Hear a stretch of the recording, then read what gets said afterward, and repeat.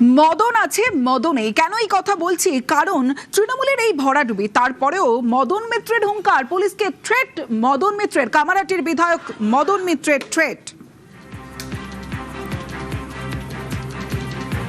আমি চ্যালেঞ্জ দিয়ে গেলাম এই পুলিশকে, কতদিন মিলিটারি পুলিশ আপনাদের বাঁচাবে?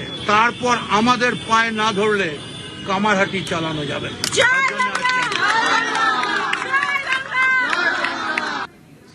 পুলিশকে হুমকি আর তারপরে বিতর্কের পর সাফাই দিলেন মদন মিত্র। কি বললেন?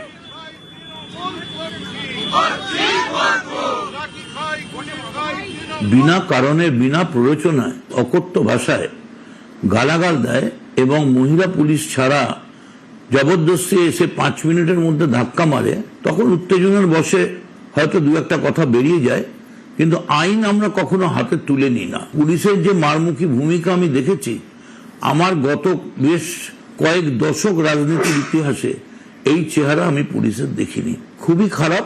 উত্তেজনার বশে যদি দু একটা কথা বেরিয়ে গিয়ে থাকে তার জন্য আমি দুঃখিত। সাফাই দিলেন মদন মিত্র, কিন্তু কটাক্ষ করতে ছাড়লো না বিজেপি। শোনাবো বিজেপি বিধায়ক সজল ঘোষের বক্তব্য।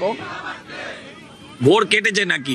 কাল শনিবার গেছে, আজ রবিবার, আজকে ওর কথা ধরতে আছে? ও এখনো ঘোরের মধ্যে আছে, ভাবছে ওর দিদি এখনো মুখ্যমন্ত্রী আছে। দূর রেজিস্টার্ড মাতালের ব্যাপার, ক্ষমা করে দিই। রাজনীতি ইজ আ সিরিয়াস আইটেম। এখানে জোকারদের জায়গা নেই, এখানে নট নটিদের জায়গা নয়। এটা দয়া করে এদের কাউন্ট করবেন না। মদন